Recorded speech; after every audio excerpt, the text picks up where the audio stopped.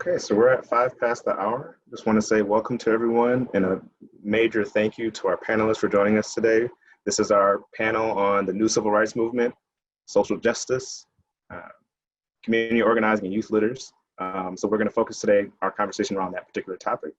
And so we'll just start off with, just laying out some of the themes that we'll be discussing today, introduce our panelists, and then dive right into ask some of the questions that I'm sure you all are really curious to hear. And so to start, I'll just introduce myself. My name is Brian Maxey. I'm a partnership manager at the Center for Academic Innovation. We power and develop some of the courses that you see on Michigan, all the courses that you see on Michigan Online. I'm also have some experience in my background is in community organizing, which kind of hopefully, connected me to some of the panelists in this course. And I've worked closely with Barry Checkoway in the past in developing some of these courses. And so it's a great opportunity to speak to you all today and with this panel as well. And so we'll start off just looking at what we'll be discussing today, and we'll get into the questions pretty soon. And so when we think about some of the themes or topics we'll be looking at, we will be examining some core concepts around youth empowerment in a diverse democracy as the United States is. We'll also be analyzing kind of models of how young people create change. And then we'll also identify problems and issues that young people face in some of our conversation. And so we'll go through a few different themes and discuss them today.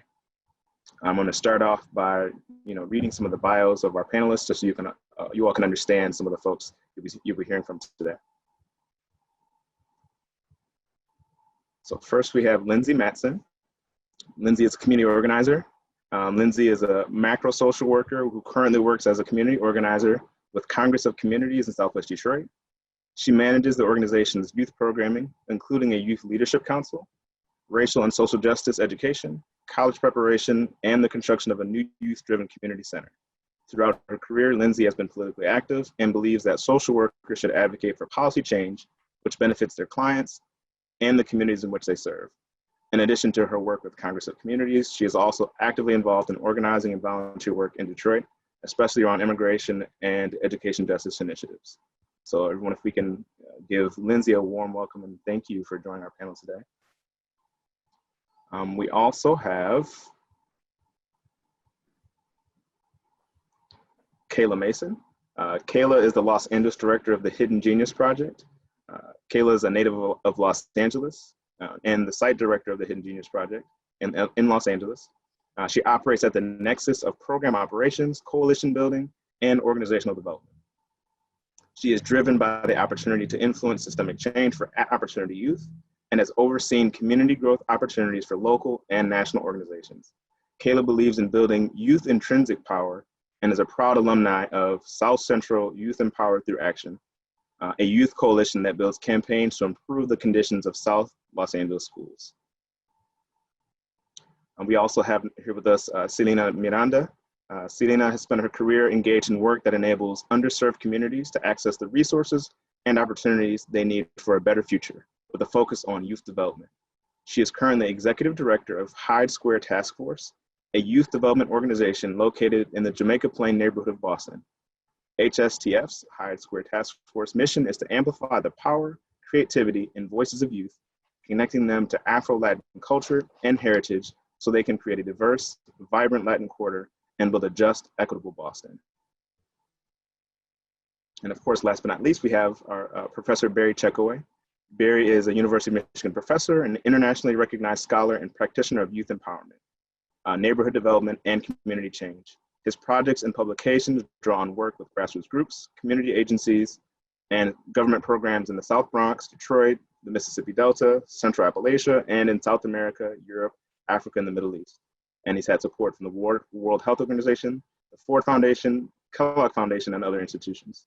He's worked with the White House, and he worked in the White House here in the US in 1990 to launch AmeriCorps, and served as the founding director of the Michigan Neighborhood AmeriCorps program. And he also led the Edward Ginsburg Center for Community Service and Learning on U of M's campus, and also leads youth dialogues on race and ethnicity. And so with all that, our esteemed guests, I would love for us to dive into some of these questions. And so the first question that I'm going to share with the group today, it's going to be a question kind of for everyone, so that way, we can, anything that I missed or didn't get right in the bios, you can share there as well, and then we can kind of start there. So the first question that we have today is going to be, If you can each, yes, if you can each speak a bit about yourselves, your respective journeys, and how that motivates your organizing work.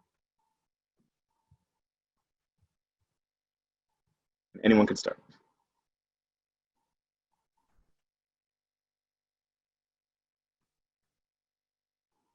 And I can pick if it's easier, since I see Lindsay in my top left corner. So if Lindsay, if you'd be willing to share, and also introduce you first. Sure. Hi, everyone. Thanks for having me on, Barry and Brian and everyone else who's helping out today. I really appreciate it. And I'm honored to be up here with Selena and Kayla as well. So I guess a little bit about myself. So I started organizing actually when I was a youth. I didn't know that that was what it was called at the time, but now I kind of realized that I had a similar experience to some of the youth that I work with now. And I try to bring that into the work. There were some mistakes made and there were some also really excellent things. So like I was a queer student in high school in Boise, Idaho. It was rough. And we started organizing around LGBTQ issues. So we started organizing LGBTQ issues. Really got involved in statewide campaigns to add sexual orientation and gender identity to the Human Rights Act in Idaho, and things like that. And I think through getting involved in some of that work, it made me think about also racial justice organizing and being a white person who is doing work that is around racial justice or justice, social justice in general. I have a bachelor's in social work as well as a master's in social work. Between undergrad and grad school, I worked as a case manager with teenagers on parole and probation, helping them who are like in foster care or residential settings, helping them transition back home with families. And it was really interesting work and really, I enjoyed the work but it also like kids didn't wake up one day and decide to commit a crime, right? And so I wanted to, when I came back to grad school, I wanted to work on the preventative side of that type of work and try to change the systems that were really pushing young people and their families into the juvenile justice system. So working around racial justice and immigration, trying to curb sex trafficking and things like that were ending people up and getting in the juvenile justice system. And so when I came back, I did macro social work, specifically community organizing and policy advocacy. And I guess that's kind of where I'm at now. I was really lucky. I moved here to Michigan to go to U of M, but didn't feel like Ann Arbor was going to be a good fit for me, so decided to live in Detroit instead. And did a program where my field placement was in Detroit, and they hired me on after I finished at Congress of Communities. So now I do the youth organizing work, and I think back about some of when I was a young person and some of the mistakes possibly that were made that made it difficult for me. And I try to, make sure that I'm in a supportive role for the youth as well as kind of an educator role. And I guess I can get to that a little bit later, but that's, I guess, what I've got to share on myself for now. Yeah, thank you so much for that, Liz. We really appreciate that you sharing. Anyone else would like to continue and share some of the experiences? Sure, I can jump in. Hi, everyone. Thank you for having me. Excited to be a part of this. I grew up in South Central LA and was very committed to creating change early on. Similar to Lindsay, I was 14 years old when I decided that I wanted to do something about the trend of pipelining South LA youth to vocational trades instead of college opportunities, and helped towards the end of a long, successful campaign called the A through G requirements. If you're familiar with California, there's the A through G curriculum that is mandated for high school students. So being a part of that victory really helped set the tone and trajectory for my life. I pretty much stayed in education reform. I've been in education reform for the past 12 plus years now, and the opportunity to really think about what systems look like, how to modify systems and really influence public policy led me to the School of Social Work at the University of Michigan, where I met Barry, and really really saw firsthand, my field placement was also in Detroit, similar to Lindsay. And I spent a lot of years, actually ended up staying in Detroit for 4 additional years because of that work that we were doing, primarily to focus on the school to prison pipeline trend, which, if you don't know, it is a disturbing trend that disproportionately impacts Black and Latinx young people towards being system impacted or involved behind bars in some way. And, you know, that for me, I think really hits home to how I even got into the work I'm doing now, right? Which is the next iteration of my grassroots organizing foundation. It's thinking about how do I do system building and system change work with organizations that are creating opportunities in tech skills to have another conversation and really shift the societal narrative around young people. And my work at the Hidden Genius Project is the organization I'm currently at. The Hidden Genius Project, you know, we're training and mentoring young Black men in technology creation, entrepreneurship, and leadership skills to transform their lives and communities. So that is, for me, the embodiment of social work. It's really thinking about both at the systems level, how do we support young people in navigating not only the world around them, but influencing the world around them.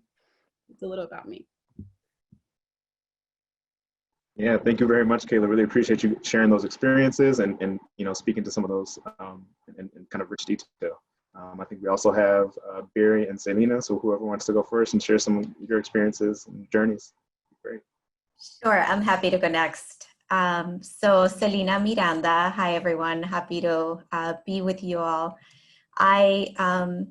You know, I wish that I had started as Lindsay and Kayla, you know, early in my journey, focused on youth organizing, but that was not the case in terms of where I grew up. Those opportunities were not available to me. But, you know, definitely my lived experience has informed all of my work. I am an immigrant. I came to this country undocumented at the age of 10, and I was from El Salvador, and I was raised in Santana, California, which is a primarily immigrant community. And I am the daughter of 2, you know, hardworking parents. My mother has a 3rd grade education. My father has an 8th grade education.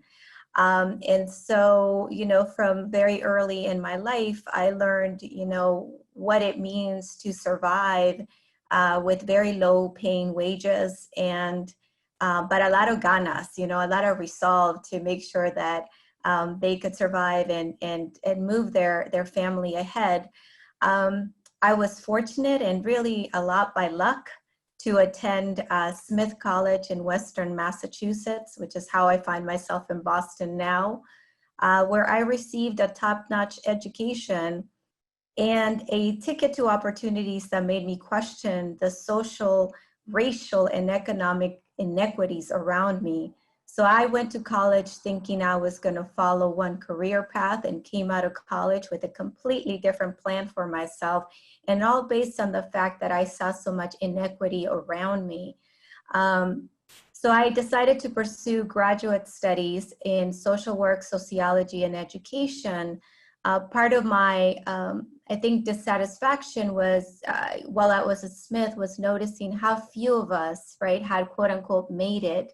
And that inequity just really started to inform the path that I took since. And I spent over 10 years after graduating from my master's in social work, master's in education, and macro social work, by the way, is my focus. I spent over 10 years focused on working in philanthropy. And one of my first stops in philanthropy was actually at a foundation that focused on supporting youth organizing. And I think that's where I started to go deeper and really focus on the power of organizing and the role that young people have to play in community and systems change. And so after spending you know, over 10 years in philanthropy and also completing a my doctoral studies with a focus on youth development, but really thinking about this concept of youth voice and the role that young people have to play, not only in communities, but also in organizations, I decided that it was time to take my work and put it into practice in a different place. And that's how I ended up at Hyde Square Task Force. And the reason why I ended up at Hyde Square Task Force is the steep commitment that services are not enough. While we need to support our young people and ensure that they have what they need to be able to get through the journey of adolescence and into adulthood, we also need to make sure that we're raising their social consciousness and that we're tapping into the power that they have as young people to make change. And so that's how I've been sort of committed and working on elevating youth voice and power, in particularly through youth organizing. And I'll stop there for now. So Thanks. I'll take it from here. It's interesting, as a community person, I usually don't talk about myself. I mean, I'm usually in the back of the room. And if things are going well, you don't have to talk about yourself because everybody else is enjoying the experience. I have always been a community activist from, I think, probably 12 or 13 or 14 years old. I grew up in a small, probably 96% white community, small town in Massachusetts. The town had the big social class differences to the level that on the top of the hill was the high street, and then there was the middle street, and then there was the low street. And we were somewhere between the middle street and the low street. So I grew up being very conscious of social class. As long as I can remember, my parents were deeply suspicious of colleges and universities and all of these things. I was a first generation, I am a first generation person going to college. No one. I don't think I knew anyone in college when I was growing up. My favorite mentor resigned from being a teacher because he was being harassed by the school board. This was at age 15, I organized a petition drive in the community. Probably more than 60% signed it, and half of the school board then resigned. And the person who was my mentor stayed on. That was my first victory in feeling that I could have some power. And I was just a little kid at the time. I grew up in college in the 60s. I also went to a school that probably was the male counterpart of Smith, small liberal arts college. Most of the people were uppers, but I grew up with those forever. It was hard, but growing up in the 60s was a different time. And it really enhanced the work that I did. I guess one more thing is I chose to become a college teacher. I didn't know what else to do. My heroes were my teachers. And it looked good to me that you could still be a community worker and you'd have a job where you could be with other community members. So that's what I've done ever since I realized. People ask me how I think of myself. I think of myself first as a community worker and secondly, as a college teacher. So that's a little bit from me. Thank you so much, Barry and Selena. Didn't get to say it on the air, but thank you both so very much for sharing those stories, all of you for sharing those stories. It's really rich and helps kind of, inform, the rest of this conversation. So then thinking about kind of this topic and this idea of a new civil rights movement and young people, I was hoping we could shift gears to think about some of the stories of our young people and some questions there. And so just maybe to start a little bit of framing, if we think about young people, and this even speaks to some of what Barry just shared, they're oftentimes at the vanguard of movements. Barry described a story where he was at the vanguard of a movement as a young person in his school. And so in these movements for social change, each of you as panelists work very closely with young people in your community organizing work. And so with this in mind, can you each share reflections that broadly kind of illustrate some of your experience in youth-centered organizing? And I think some of you have done that already, so it could be just a few of us, just experiences, rooted in your youth-centered organizing that are really demonstrate some of what you've told us already.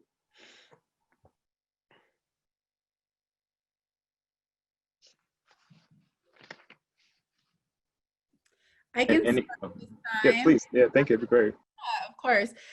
So for me and my experiences, youth-centered organizing involves money and policy change.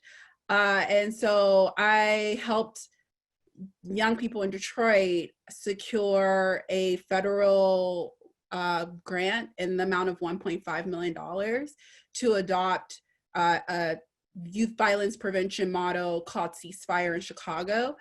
We, at the time of 2012 to 2014, we were just seeing a lot of really lack of opportunities and resources available for young people. And so if you're not in school and you're on the streets, then like, what is there to do, right? So we helped push for funding so that we could create more jobs and opportunities over the summers when young people are out of school and don't have summer school. So that's one I would say is really thinking strategically about how young people sit on board of directors, how young people could manage youth participatory budgets, right? How funding that is allocated for young people happens throughout organizations and cities across the country, and yet young people, there's no accountability for young people to evaluate those programs, right? So those were some of the issues that I spent a lot of my earlier grassroots community organizing pushing and influencing, and then really got to inform and influence public policy through relationships built across the state of Michigan. And so, the work that I was doing, we planned an 80-mile walk from Detroit to the state capitol, which Barry was a great supporter for. Thank you, Barry. I drove. Yeah, exactly. You did. You were there. We partnered with the Department of Human Services, and through all of that work, right? Because it's a lot of behind the scenes, which I'm sure Lindsay will share with you that no one gets to see.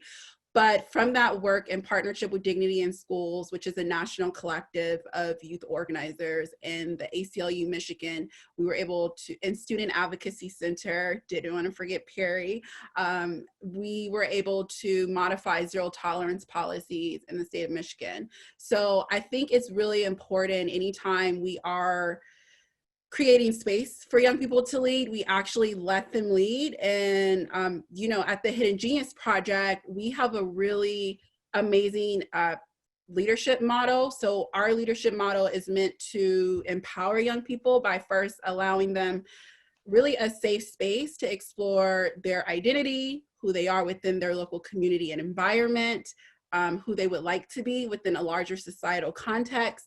And so through this process, we engage our geniuses from an asset-based perspective, whereby they continually view themselves as change agents who possess limitless potential to make transformative impact more broadly. So that's a little bit about my work and how I am taking a lot of my foundation in grassroots organizing, the skills learned at the University of Michigan School of Social Work, and really complementing that to do effective work here at the Hidden Genius Project.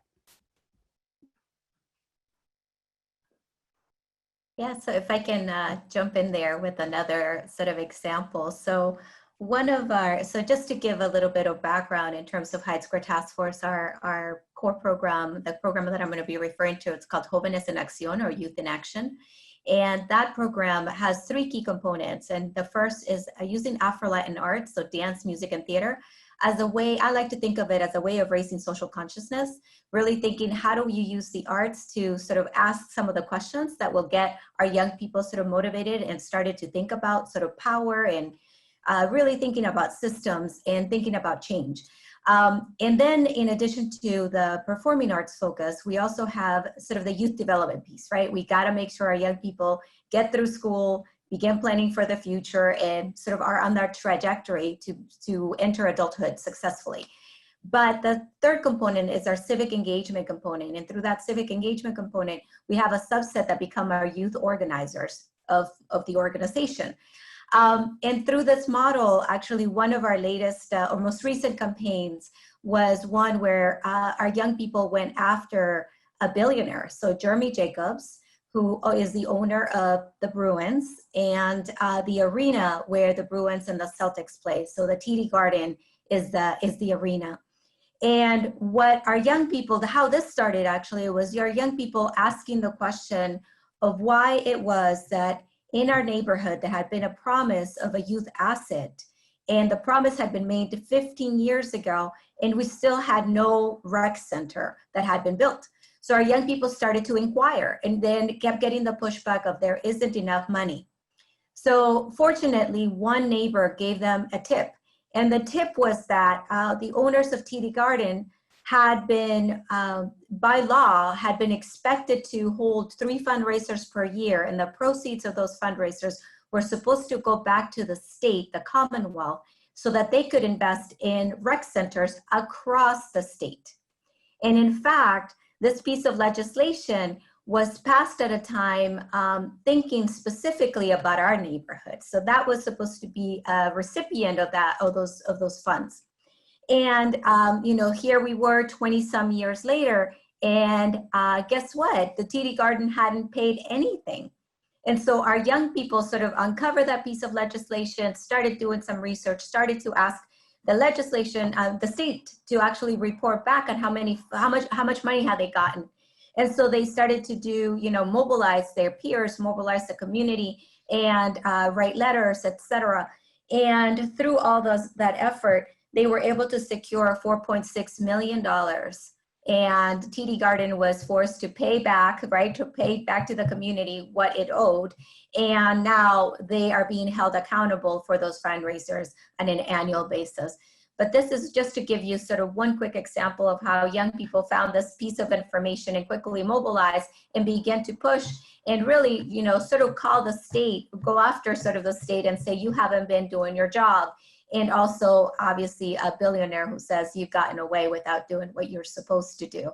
And I got to say, one of my favorite stories out of that, while the win was important, I think it was talking to one of our seniors who was involved in that campaign. And as she was reminiscing and sort of thinking about what she had learned, realizing that, she said to me in a car ride as we had just finished a TV interview on this campaign, I was saying, I didn't realize the power that I have as a young person to make change. And I'm taking this with me to my college campus, and I will not stop. And I think that's the part of me of youth center organizing that I think it's so critical, is making sure that, as adults we step back and we really let young people sort of lead and, find their power, elevate their voice, because their voice is there. But sometimes as adults, we can drown out sort of what young people are saying to us and really moving to the back and allowing them to lead. I love listening to the stories, and I'll just add one or two little ones. The present work that I'm involved in is called Youth Dialogues on Race and Ethnicity in Metropolitan Detroit.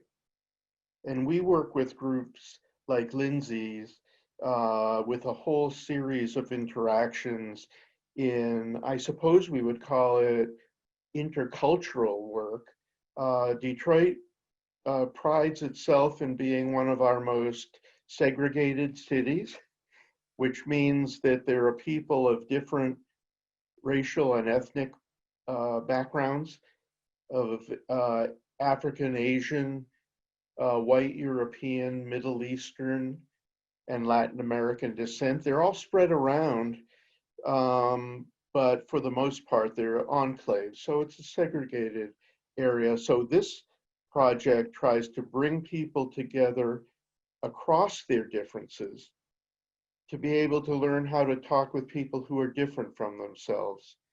So we would have someone from a community like yours, Selena, who actually may have grown up in the neighborhood, but has never been to another neighborhood like an all-white upper middle class neighborhood across town.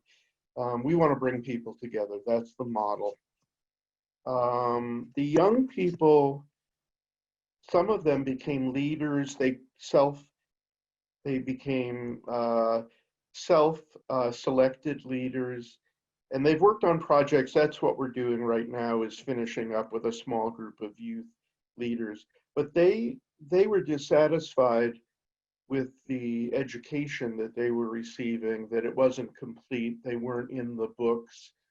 So they worked with the State Civil Rights Commission to put together a resolution for that all public school students in Michigan should have civil rights content and diversity content in their learning. Michigan is not easy. Detroit is not like the rest of the state. When you propose something about, quote, diversity, people vote against it, mostly from our rural areas. Just add the following is that the phrase youth-centered, I like very, very much, but I have come to believe more and more that young people should not be expected to solve the problems that were not of their making without adults to be side by side with them.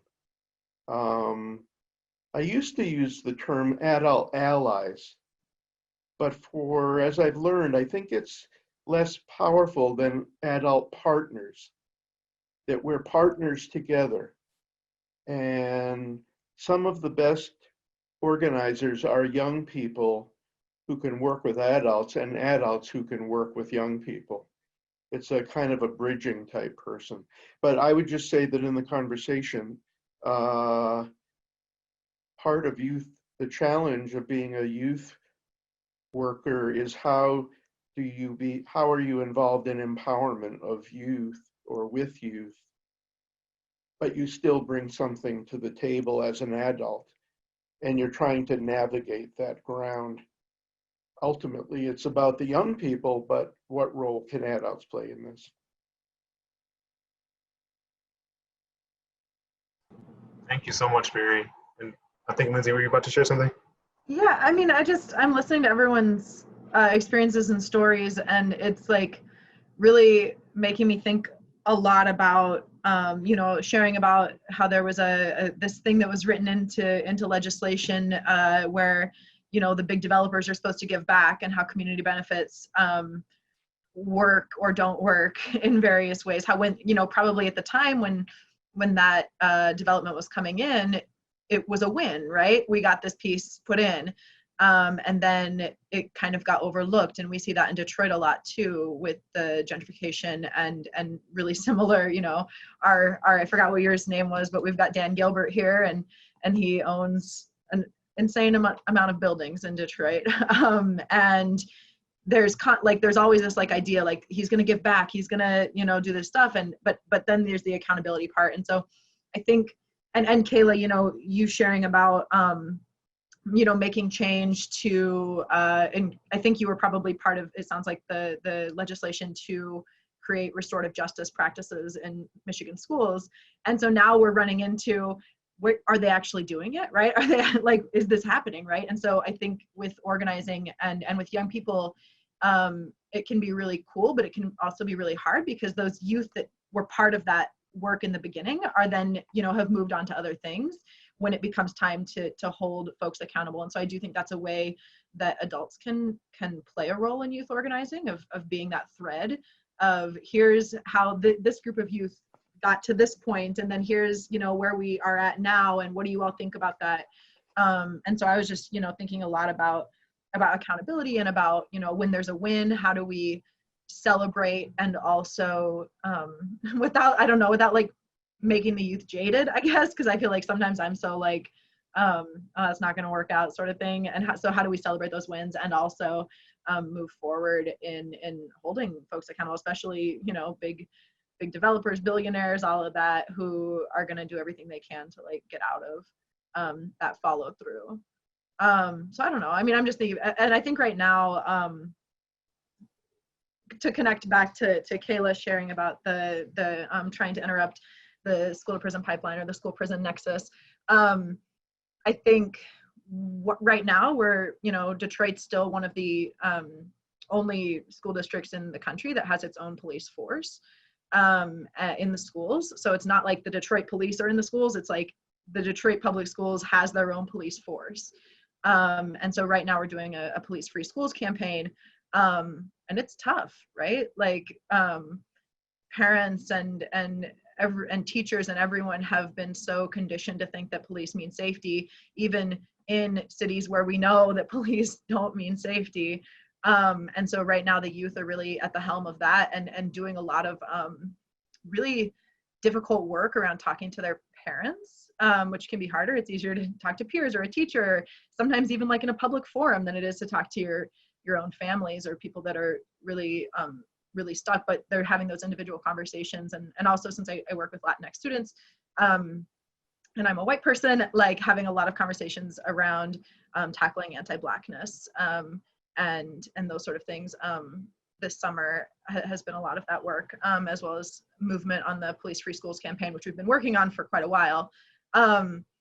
So I think that's some of the stuff that I'm working on right now, and also just like some reflections and connections about how all of the work is so similar, and maybe some areas that we need to put a little bit more effort into as well, around how can adults support youth-driven work and like Barry said, like be partners. One of the youth that Barry and I work with just did a video about youth voice, right? And she started off with just like, I'm tired of hearing that you want to hear my voice, right? Because I want to see action. I want to see me at the decision-making tables. You know, I don't want to just see, I don't want you to just listen to me. I want you to incorporate that and let me make some of those decisions, because I can be more than just someone who talks well. And so, you know, she went over Roger Hart's ladder of youth participation. And at that top rung of the ladder is actually youth-adult partnerships. And because that can be tougher, but it is more sustainable to have those partnerships rather than like just handing youth a project and letting them like run with it.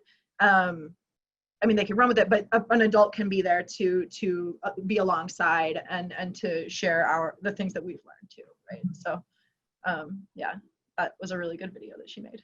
And we're going to be promoting it. So we'll get it up on Barry's website, the youth civil rights one right here as well.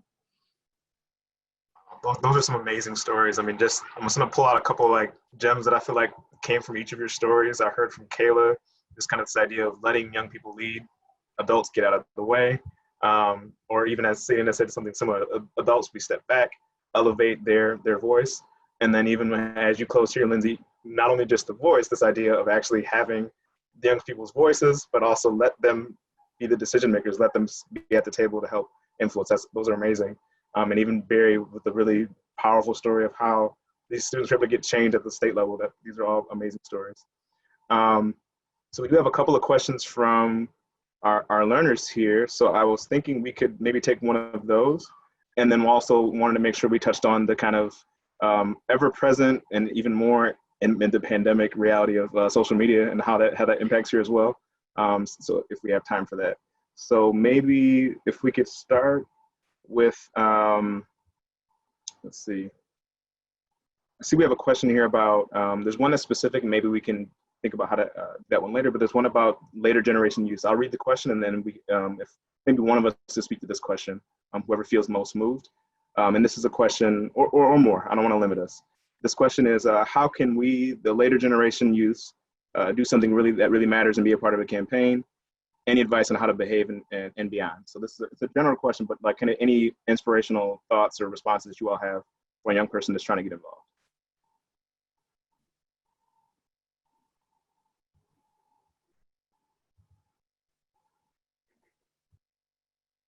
There are so many ways. I don't think there is any one way, because young people who are people just younger than we are maybe, all come in different shapes and sizes, but they're in a different state. Everyone is in a different stage of development. And there may be someone who is just starting up, and maybe they talk slowly, or they've been conditioned to not say very much at all, because when they grow up, their parents do all the talking for them.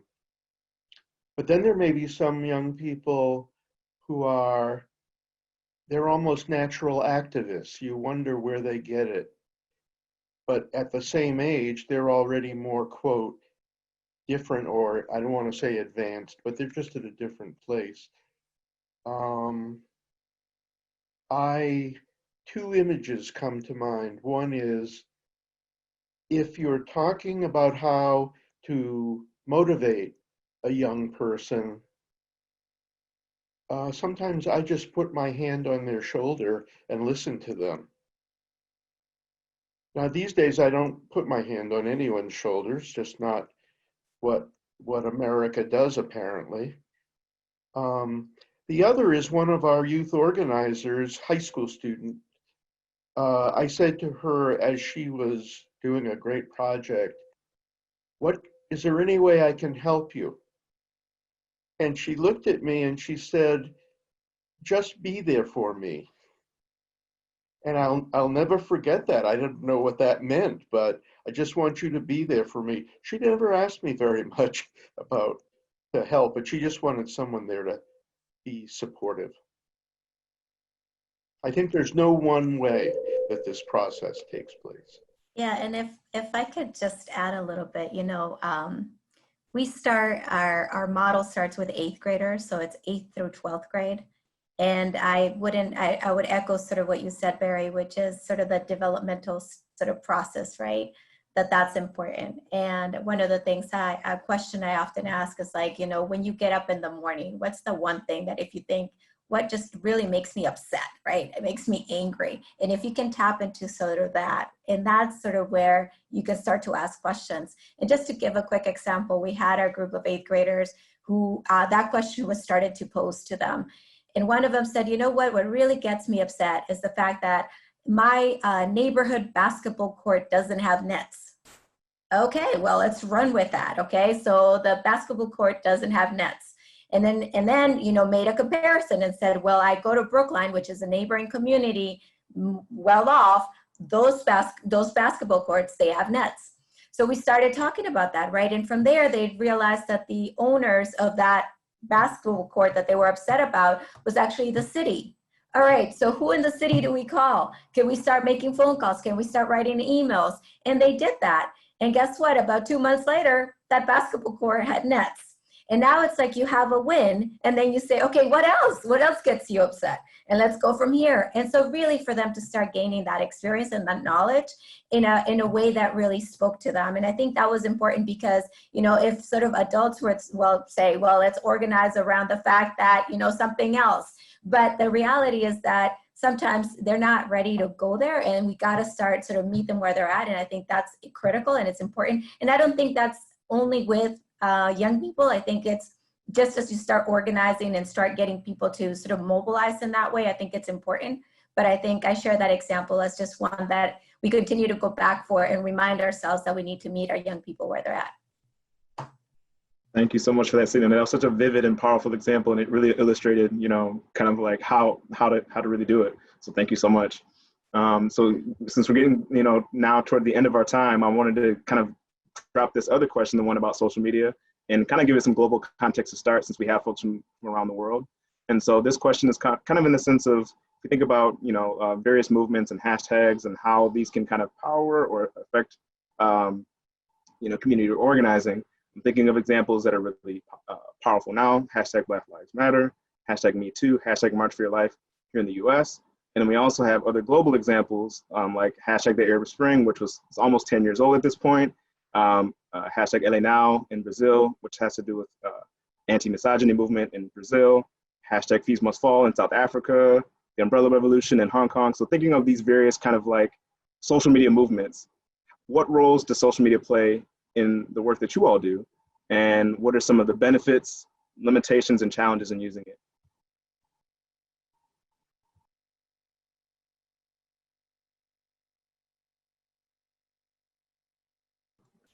I think for myself, I think I mean, we've always used social media to promote events and to do these things, but it's not necessarily where we organize, right?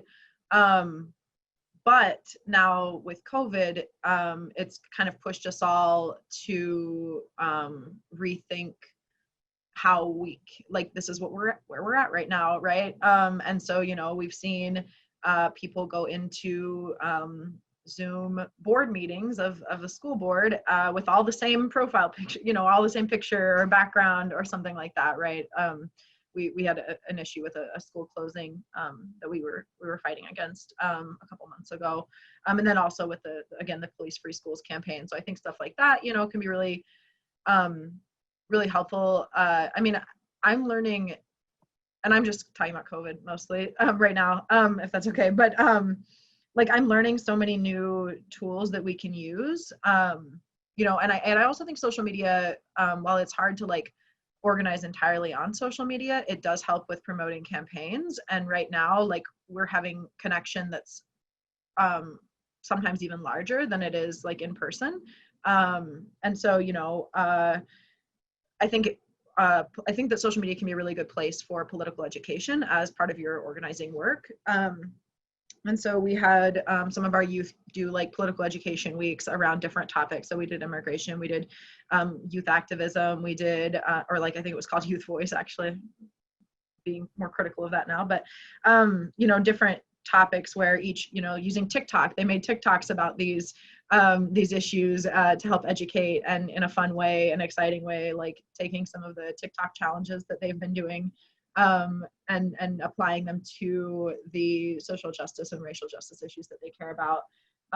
You know, Canva, I think, is a really good tool for flyers and creating good high quality Instagram or Facebook posts, and it's free, and nonprofits can also get like a free pro version of it.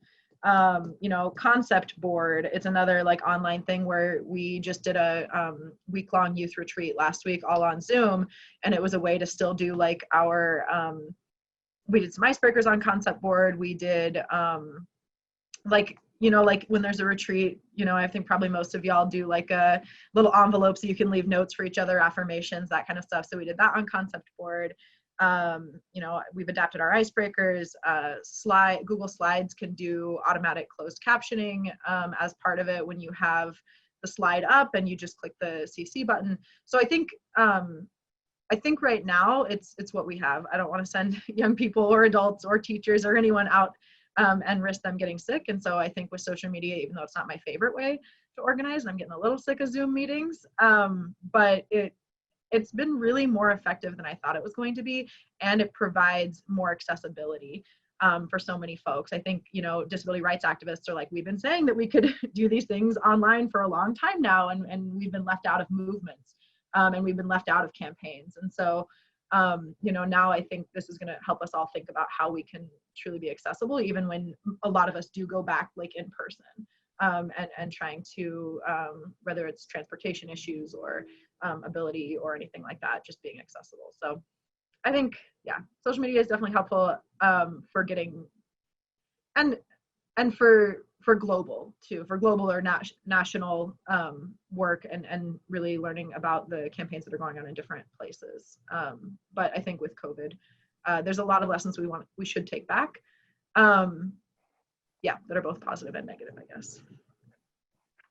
I would just add to, in addition to that, you know, the great thing or the benefit of really having this opportunity is the accountability factor, right? So just having companies and organizations have a public stage, if you will, to really acknowledge the harm that they've placed on communities or the opportunities for communities. And one I did say I would mention, and it's another hashtag to add to the list Brian already gave you, but one of our young people, you know, I talked with them and they introduced me to the launch of the hashtag Pull Up or Shut Up campaign, which is from Pull Up for Change.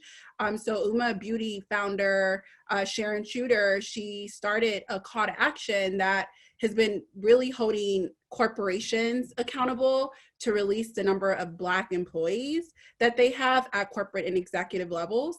And so with social media, there's this opportunity to almost demand that companies complete, you know, a breakdown of the number of people of color or Black people on staff, excluding fill retail store level employees, right? Like who is ultimately making these decisions? And Sharon Shooter, I just definitely always have to acknowledge founders of these opportunities because campaigns require a lot of work and movement behind the scenes. And I think right now we're seeing a lot of Black Lives Matter, which you can, it's kind of interesting. Like you can say Black Lives Matter publicly, but if you're not showing us that Black Lives Matter with your narrative, with your home, with your organizations, with your internal staff, then how do we know this isn't just brand activism? So that's something that we are helping and supporting our young people as they build their tech skills and really leading this conversation and holding some of those companies that we all love accountable. Thanks so much for that, Kayla. That was a really powerful way to kind of bring us near the close. And so with that, you know, just thinking about all these, there's so many layers we could peel apart and dive in so much deeper. And I wish we had more time to do that. But one place that the learners you can do it is in the course and in the discussion forum. So make sure you're doing that. And so if there's like a final word or phrase that, you know, each of you wanted to share to kind of wrap us up with the learners here, that would be great. And it could even be, I'm thinking of one learner that added a question early on, a word or a phrase that's like a strategy or some kind of motivation for folks to go out and do when they leave here. Maybe that's a way to frame how to wrap up.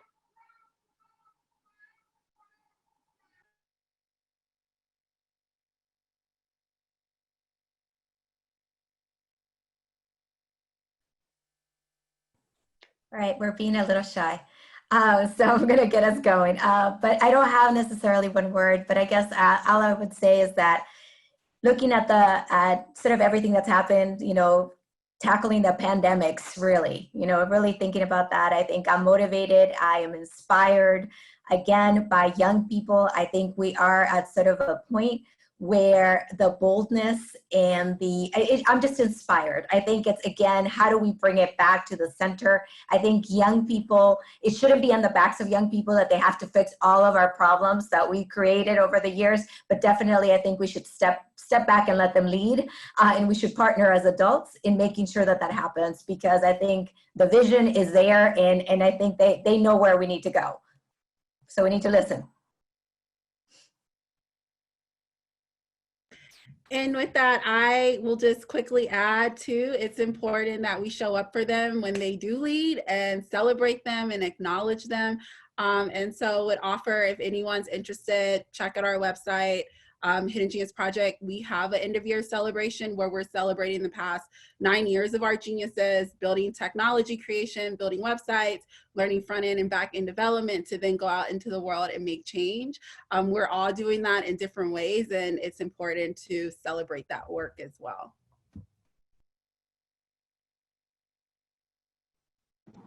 I will have a couple other things that I've mentioned or that have been mentioned that maybe for further learning. Check out Roger Hart's Ladder of Youth Participation, and there's a few adaptations to it as well.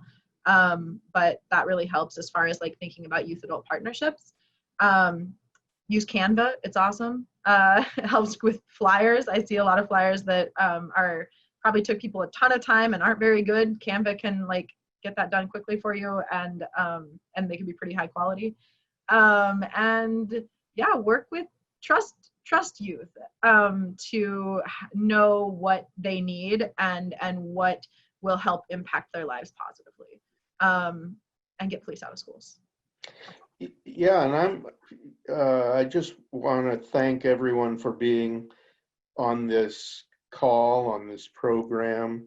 I see a lot of things just by listening to each of us speak. One thing just have a thought is even those of us who are involved so busy every day, sometimes we feel isolated and we'd like to have colleagues to talk with.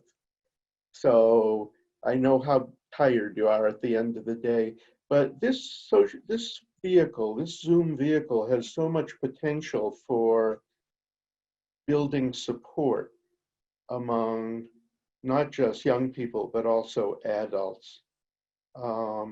And again, I would just say thank you to all. Thank you to you, Brian, Crystal, all the rest of you who've been part of it. It's been a pleasure. I hope we can do something like this again sometime.